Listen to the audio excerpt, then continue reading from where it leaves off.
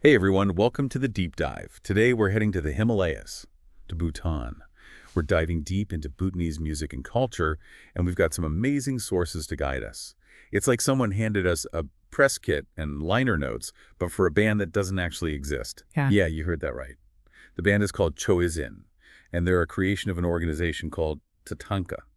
They've basically crafted this sonic world that captures the essence of Bhutanese music, blending traditional sounds with modern ambient vibes.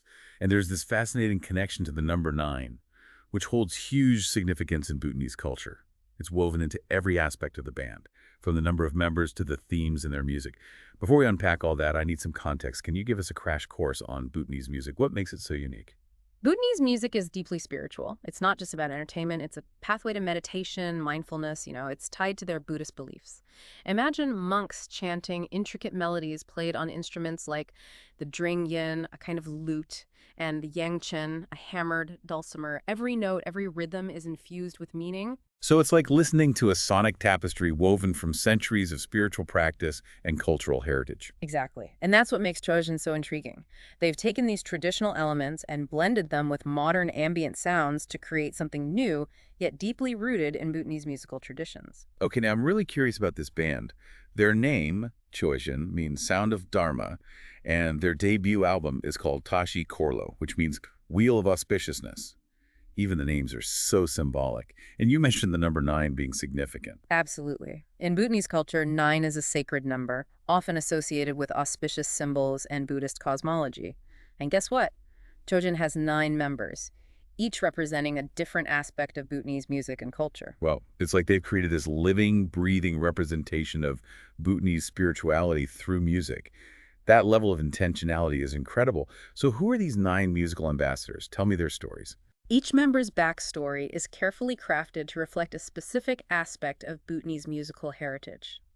Take 𝗧𝗏, the lead vocalist. Her mother was a lama, so she grew up immersed in chanting and spiritual music. She plays the yin, or lute, and her voice is said to resonate with the wisdom of her ancestors. That's beautiful. It's like she's carrying the torch of tradition. And then you have 𝗵𝗔, the drummer. Her family were monks, and she learned drumming as a form of prayer and ritual. Her rhythms connect the band's music back to the heart of Bhutanese spiritual practice. It's amazing how they've woven these personal stories into the fabric of the band, creating this rich tapestry of cultural heritage and musical innovation. Exactly. And it's not just about preserving the past, it's about bridging the gap between tradition and modernity. Okay, you've totally piqued my curiosity. Tell me more about these musicians who embody that fusion of old and new. Well, there's Lamo Chodin, the flautist. She was raised in the forests of Bhutan, so her music evokes the sounds of nature, adding an ethereal, almost otherworldly dimension. You can hear the influence of her upbringing in the way she plays. So it's like she's bringing the soul of the Bhutanese landscape into the music. Precisely. And then there's 𝗧𝗏 Yangzum. She blends traditional Bhutanese melodies with electronic sounds, giving the music a modern edge without losing its essence. It sounds like they've struck that perfect balance between honoring tradition and pushing creative boundaries. It makes me think about how music can evolve while still staying true to its roots. And that's a key element of 𝗃𝗃𝗃's vision. They're not just about preserving music in its original form, they're about exploring how it can adapt and thrive in the modern world. Okay, we've only scratched the surface with 4 members, and I'm already captivated. Who else is in this musical dream team? You have Tashi Lamo on piano and sound design. Imagine the sounds of the monastery where she was raised, but then blended with synthesized textures. It's like ancient meets futuristic. Oh, that's super interesting. Bhutanese monasteries have such a distinct sonic atmosphere with the chanting, the bells, the echoing spaces. I can only imagine how those sounds would translate into one more modern musical context. Exactly. And then you have 𝗧𝗏𝗧𝗏𝗏, who plays both the violin and cello, weaving Bhutanese melodies with Western classical influences. It's a beautiful example of cross-cultural fusion. I love how each member brings such a unique element to the table. It really highlights the diversity within Bhutanese musical traditions themselves. You've also got Karma Tenzin on guitar and bass, fusing Western and Bhutanese sounds, and 𝗔𝗍𝗓 𝗠𝗏, the percussionist, whose rhythms echo the heartbeat of the Bhutanese highlands. It's like they've assembled the ultimate dream team of Bhutanese music, past, present, and future, all rolled into one. And last but not least, 𝗃𝗍𝗓𝗏𝗏 Wangmo. She plays the yangchen, that rare hammered dulcimer we talked about earlier, and the lim, a bamboo flute used in meditation. Her music evokes the serenity of Bhutan's mountains and the wisdom of their ancestors. Okay, I'm officially blown away by the level of detail and intentionality that went into crafting this band. It's like they've created a sonic portal into the heart of Bhutanese culture. Now, I'm dying to hear what this music actually sounds like. Let's dive into the album itself. Each track on Tashi Korlo is like a chapter in a sonic journey through Bhutanese culture and philosophy. It's a truly immersive experience. Okay, lead the way. I'm ready to have my mind blown by the sounds of Tashi Korlo. The first track, Gin Shar, which means Eternal Dawn, it opens with the gentle strums of the Drangian, or lute, soft flutes.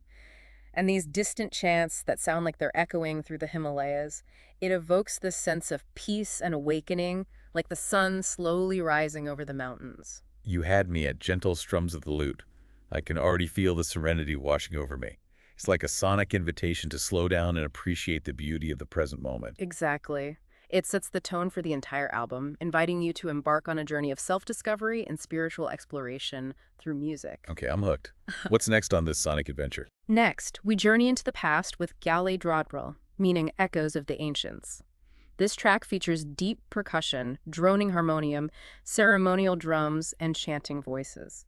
It creates a sense of connection to Bhutan's rich history and ancestral wisdom. It sounds like they're tapping into the very soul of Bhutanese culture, conjuring up images of ancient rituals and traditions that have been passed down through generations. That's the beauty of music. It can transcend time and space, connecting us to the past, present, and future.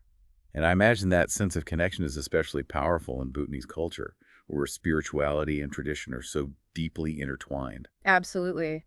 The music is not just a form of entertainment. It's a way of life, a thread that connects the generations, reinforces their cultural identity. I'm curious, does the album stay in this meditative space, or are there moments where the energy shifts? The next track, 𝗧𝗕ᗕ, meaning sacred thread, focuses on the connection between the past and the future. Ethereal strings and soft vocals weaving in and out, punctuated by subtle rhythms, representing that invisible thread that connects generations. That imagery of the thread is so powerful. It makes me think about how we're all connected to those who came before us, and how our actions will shape the future for those who come after. It's a beautiful reminder of our place in the grand tapestry of life. Okay, so we've had serenity, we've had echoes of the past, we've had threads connecting generations. What other sonic landscapes does this album explore? Well, the next track, 𝗕dyung 𝗓𝗓, meaning fire and ash, gets a bit more intense. It represents the concept of purification through destruction. Ooh, that's intriguing. How does that translate musically? Imagine sharp cymbals, rolling drums, and bursts of electric guitar cutting through the ambient textures. It's like a sonic representation of fire cleansing the old to make way for the new. That's a powerful image. It makes me think about how sometimes we need to let go of the past in order to make space for growth and transformation. Do you think that intense musical shift might be jarring for listeners unfamiliar with Bhutanese musical traditions? It's definitely a departure from the previous tracks, but it's also a reminder that Bhutanese music isn't just about peace and tranquility. There's a dynamism and a rawness to it that reflects the full spectrum of human experience. That makes sense. It's about finding balance, embracing both the light and the shadow. Exactly. And that leads perfectly into the next track, 𝗕𝗼 𝗠𝗏, meaning lotus rising. Just like the lotus flower rising from the mud, this track represents growth and rebirth from chaos. I love how each track seems to flow seamlessly into the next, building on these universal themes. The music is very intentional in that way. It's designed to take the listener on a journey, both musically and emotionally. Okay, so we've had fire and ash. Now we have a lotus rising. What's next on this sonic pilgrimage? The sixth track is 𝗕n-ur, which translates to the silent sky. It's a moment for reflection, for stillness. Imagine spacious piano chords, soft ambient textures, and a single haunting Drangian line carrying through the silence. That sounds incredibly peaceful. It's like a sonic representation of mindfulness, inviting the listener to pause and connect with the stillness within. And the use of the Drangian, or lute, in this track is particularly poignant. It's like a whisper from the past, reminding us of the ancient wisdom that resides within us. It's like they've created a sonic sanctuary, a space for contemplation and inner peace. Precisely. And then, as if emerging from that silence, we move into the seventh track, 𝗧𝗧𝗧𝗔𝗡𝗞𝗔, which means moonlit offering. Ooh, that sounds beautiful. What's the vibe of this one? This track is all about love and devotion, expressed through soft harmonium, gentle percussion, and haunting female vocals. It's like a whispered prayer, an offering from the heart, bathed in the ethereal glow of moonlight. The imagery is so vivid. I can practically feel the moonlight washing over me as I listen to this music. It's incredibly evocative. It's a truly captivating piece, one that speaks to the depths of human emotion and the power of music to connect us to something larger than ourselves. This whole album is a sensory experience, a way to connect with Bhutan on a deeper level without even having to leave my living room. And that's precisely what 𝗧𝗏𝗏𝗃 aims for, to create immersive experiences that transport you to another world, both geographically and spiritually. Okay, we've still got 2 more tracks to go, and I'm on the edge of my seat. What sonic surprises do they have in store for us? Well, the eighth track, 𝗓𝗓𝗓, brings us back to that theme of cyclical existence, the wheel of becoming that's so central to Buddhist philosophy. This one's a bit more driving, with powerful drums, layered chants, and flowing flute lines that merge into a singular wave of sound. It's interesting how they've managed to weave this complex philosophical concept into the music without making it feel heavy or academic. It still feels very accessible and enjoyable to listen to. That's the mark of a truly talented artist, being able to convey profound ideas through a medium that speaks directly to the heart and soul. Okay, I'm ready for the grand finale. What's the last track like? The final track, 𝗧𝗓𝗓𝗓 Korlo, brings the album full circle. Remember that title? The Auspicious Circle. This track embodies that concept of completion and transcendence. It's a blend of electronic and acoustic percussion, strings, atmospheric synths, all building to this powerful crescendo before dissolving into silence. Wow, it sounds like a truly epic ending to an incredible sonic journey. It leaves you with a sense of peace and fulfillment, as if you've completed a pilgrimage, both musically and spiritually. It's amazing how they've managed to capture the essence of Bhutanese culture, spirituality, and philosophy in just 9 tracks. It's a testament to the power of music to transcend boundaries and connect us to something larger than ourselves. So before we get lost in the musical cosmos, there's one more element to this deep dive that I'm particularly fascinated by, the story of 𝗧𝗔𝗓𝗏. Ah, yes, 𝗧𝗔𝗓𝗏. Her story is both heartbreaking and incredibly inspiring. Exactly. Can you tell us a bit about her? 𝗧𝗔𝗓𝗏 is a Brakpa woman from a nomadic community in the Bhutanese highlands. Her name means illuminated melody, which is so fitting considering her journey.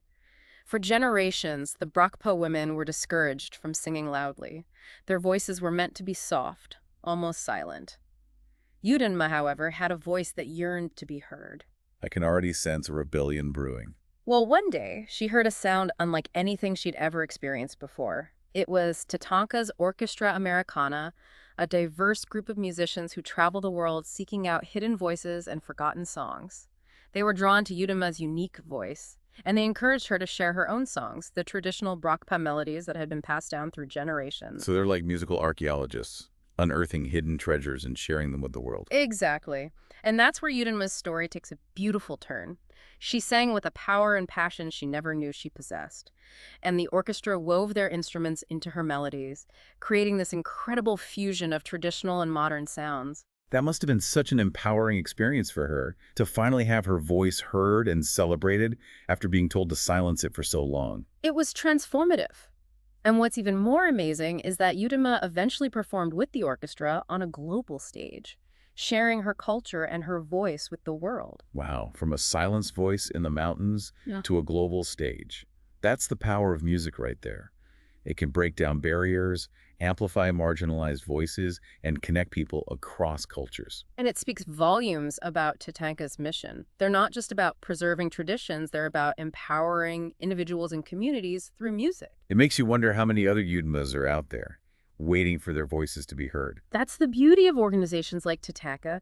They're shining a light on those hidden voices, those forgotten stories, those musical traditions that might otherwise be lost. It's like they're creating a global tapestry of sound, woven from the threads of diverse cultures and traditions. And that tapestry is only going to get richer and more vibrant as we continue to explore the world of music with an open mind and a curious heart. I think that's a perfect note to end part 1 of our deep dive. What an incredible journey so far. Indeed, we've only just begun to explore the depths of 𝗃𝗃𝗃's vision and the impact they're having on the world through music. Stick around, folks. We'll be back in part 2 to delve even deeper into Tatanka's mission and explore the broader implications of this incredible fusion of music and culture.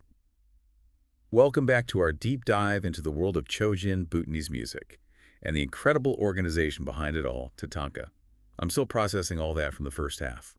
We went from ancient chants to futuristic soundscapes, from silent mountain valleys to a global stage, all connected by the universal language of music. It's amazing.